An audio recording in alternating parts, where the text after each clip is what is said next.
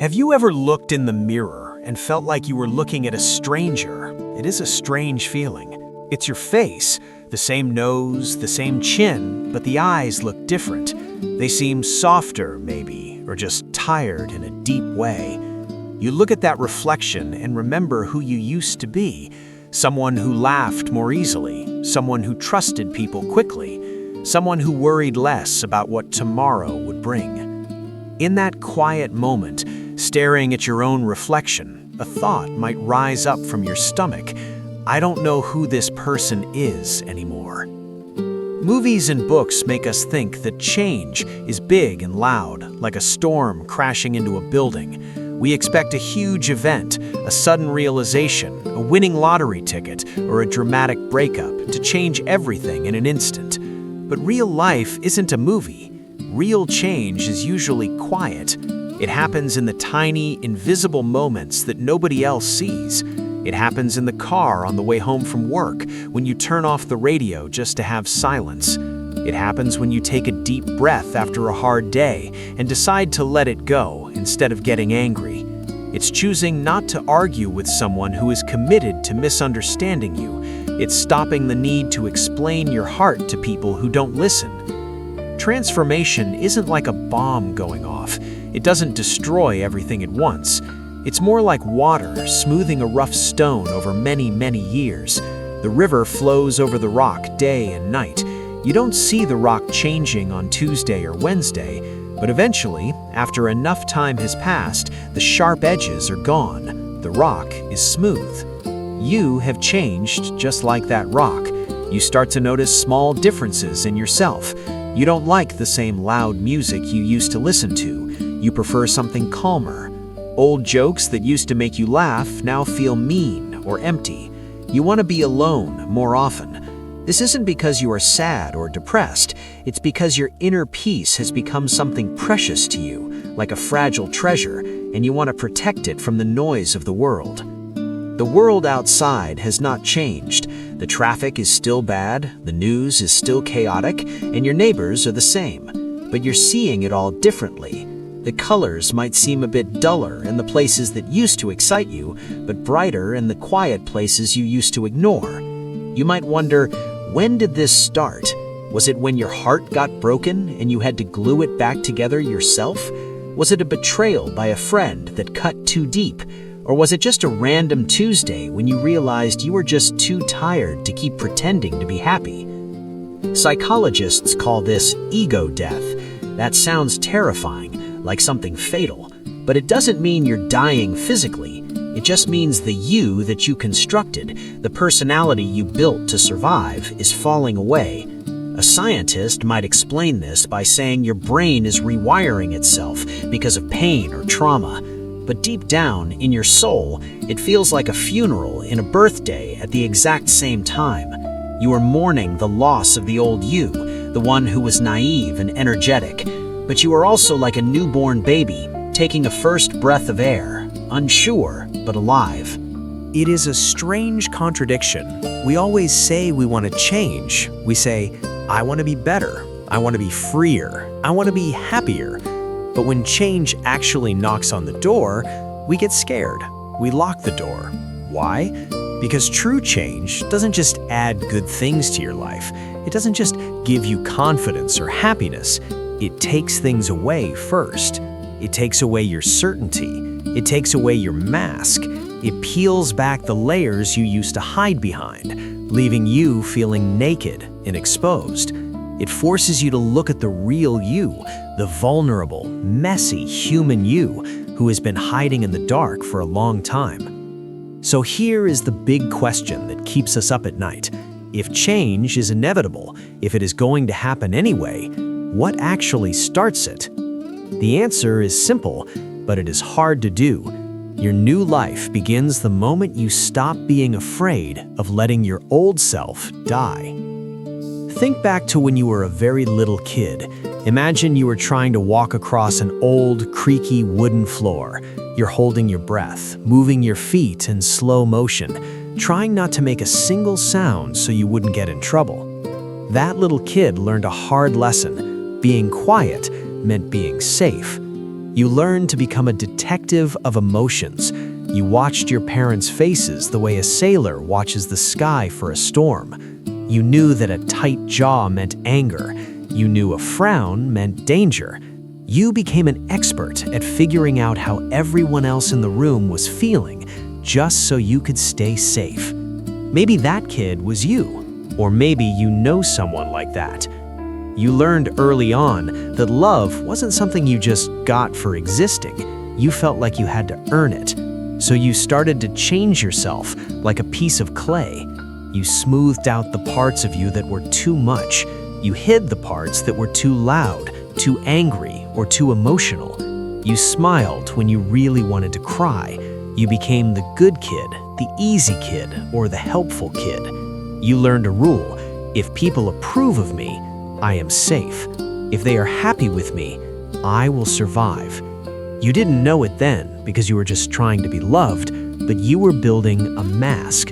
You were building a costume to wear every day. Psychologists call this the false self. It's not called false because you are a liar. It's called false because it isn't the whole truth of who you are. It's a shield. It was a brilliant way to survive. There's a concept called attachment theory, which says a child will always choose to be attached to their parents over being their true self. If being yourself, silly, loud, angry, means your parents might pull away or get mad, you will stop being yourself. To a kid, being alone is the scariest thing in the world. Being alone means not surviving, so you learned to act like what the adults needed you to be. You pushed your own feelings down into the basement of your heart. Your body changed to help you do this. Your stress levels went up and stayed up.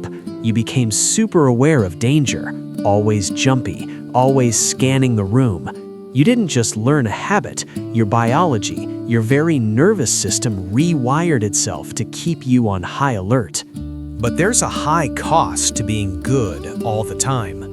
The cost is that you lose yourself. You grew up becoming fluent in everyone else's emotions. You knew exactly what your mom needed, what your dad wanted, what your teacher expected. But you became a stranger to your own feelings. You forgot what you needed. You could fix other people's problems in a heartbeat, but you didn't know how to comfort yourself when you were sad. The real you went into hiding underground. As adults, we have fancy names for this. We call it people-pleasing, perfectionism, or burnout.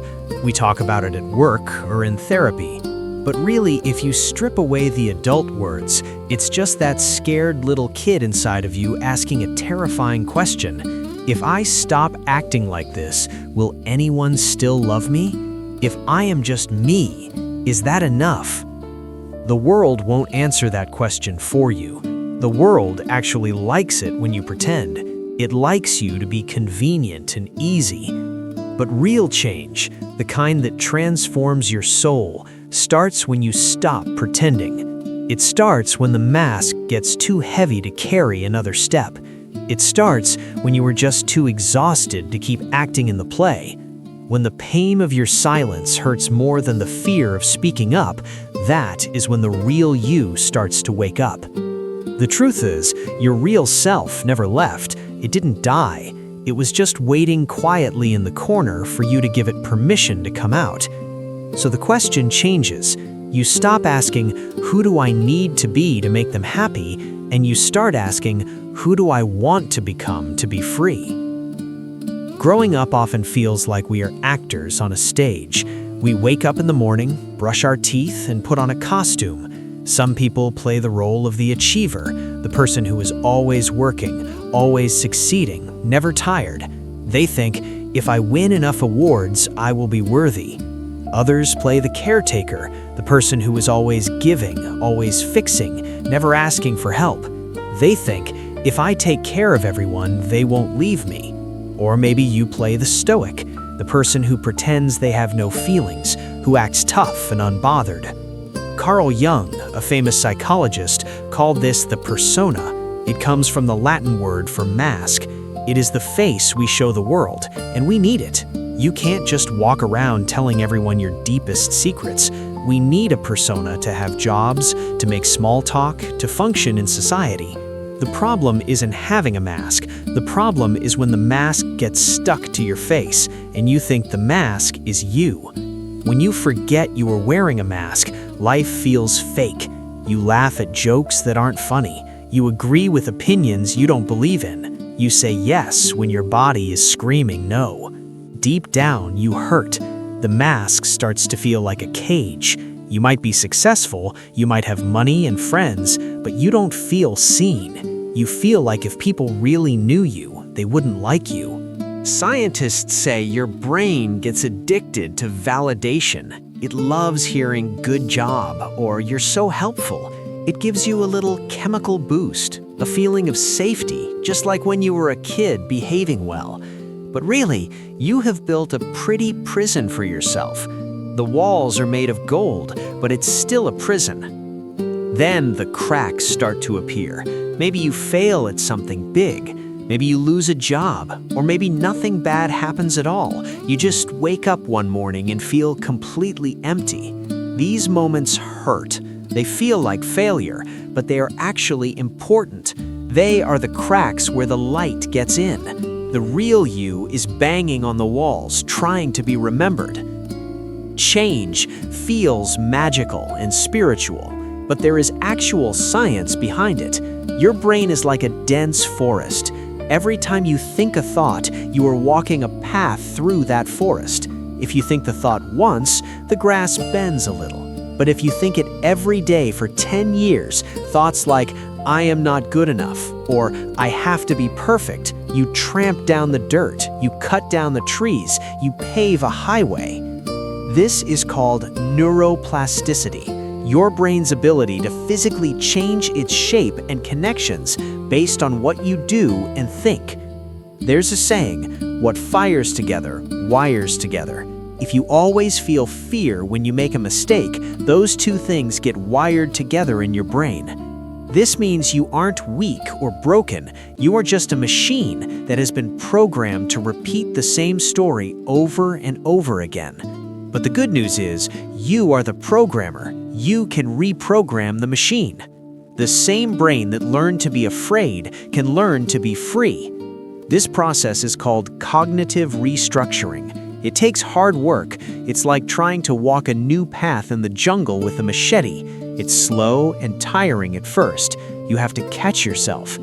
Every time you stop before reacting in anger, every time you choose to speak kindly to yourself instead of being mean, every time you let yourself feel a tough emotion without running away or numbing it with phone scrolling or food, you are hacking a new path. You are building new roads in your brain. You are literally growing a new mind. Your identity is a loop. Your beliefs change how you act, and how you act proves your beliefs. If you believe you are shy, you act shy, and then you say, "See, I'm shy." To change, you have to break the loop.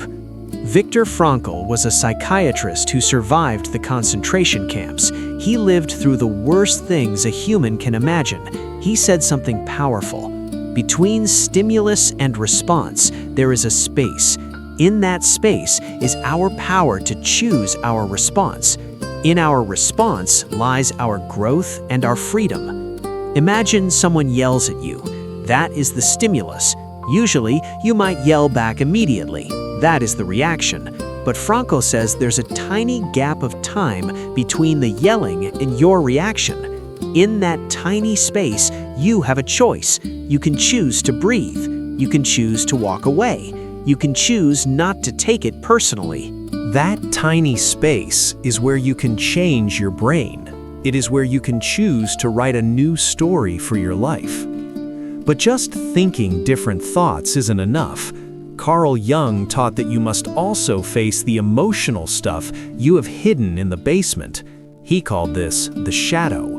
The shadow isn't evil. It is just the bag where we threw everything we didn't like about ourselves, our anger, our jealousy, our fear, but also our creativity and our power. Real change needs integration. That means opening the bag and looking at what's inside. You have to feel the feelings you buried years ago. Research shows that when you let yourself feel deep sadness or hot anger without fighting it or judging it, your body actually relaxes. The loop stops. You stop fighting yourself. Your brain is a storyteller. It has been telling a tragedy about you for years. Change starts when you realize you are holding the pen. You can write a new chapter. There is a part of this journey that feels absolutely awful. It feels like everything in your life is falling apart.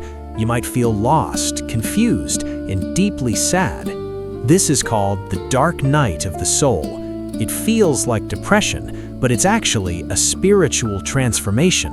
The false you, the mask, is dying, and it is painful to let it go. Your brain loves things to stay the same because sameness feels safe. So when you start changing, your brain panics. It screams, "Something is wrong, we're in danger." But you aren't dying, you are just molting, like a snake, shedding old skin that doesn't fit anymore. Experts call this neuropruning. Your brain is clearing out old connections that you don't need anymore to make room for new ones. It looks like destruction, but it is actually preparation. Think of a garden in the dead of winter. The ground is frozen hard. The trees look dead and bare. It looks lifeless.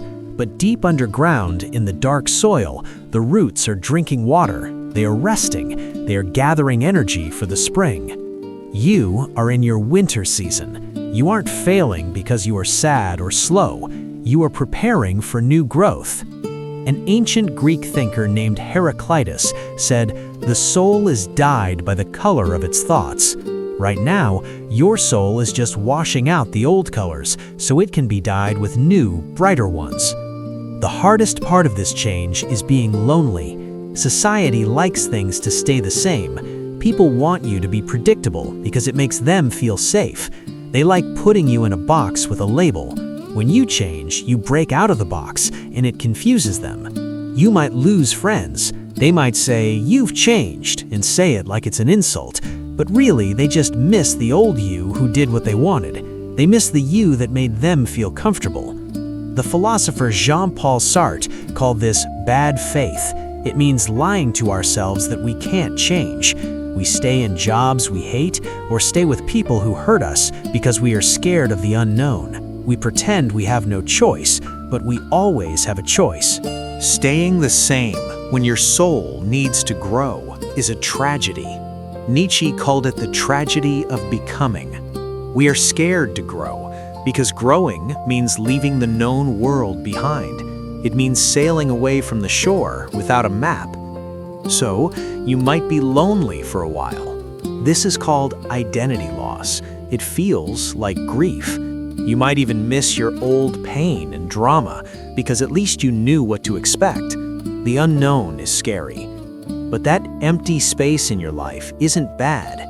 It is room. It is space for new friends, new hobbies, and a new way of living to enter. Eventually, the storm inside you stops. You stop fighting the waves and learn to float. The silence stops being scary and starts to feel holy and peaceful. You start to rebuild your life. This isn't a makeover. It isn't just getting a new haircut. It is an excavation. You were digging for treasure. You were digging up the parts of you that you buried years ago to stay safe. You start setting boundaries, saying no when you mean no to protect your peace. You make friends with your shadow, your anger and fear, and realize they were just guard dogs trying to protect you. You start to trust yourself again. You trust your own gut. This is the process of individuation. Becoming a whole person, not a perfect person, perfect doesn't exist, but a whole person, someone who accepts their good parts and their bad parts. You find out that you were never broken, you were just rearranged. The kid who dreamed big and trusted life is still in there. You are saving them. So think about that imaginary photo of yourself again. The stranger in the mirror isn't a stranger anymore. You look at your own eyes and see that they are gentle. You see that every hard thing you went through, every tear, every mistake, was necessary. It was fuel for your growth. It made you who you are. Nietzsche wrote a beautiful line: "One must still have chaos in oneself to give birth to a dancing star." The chaos you feel right now, the confusion and the fear, that is the pain of your new life being born. You are like a phoenix, the mythical bird that burns up and rises from the ashes. You don't rise despite the fire, you rise because of the fire. Letting the old you burn away is the only way the new you can fly. You stop being afraid of endings because you know every ending is just a new beginning in disguise. You forgive yourself for the old versions of you who were just trying to survive. You realize the cracks in your life aren't mistakes, they're the open windows where the light gets in. You were not meant to stay the same forever. You were meant to grow. You were meant to fall apart and come back together stronger, wiser, and more real. That is the beauty of your change. You aren't becoming someone new, you are remembering who you were always meant to be. Even in the ashes, you were always the fire.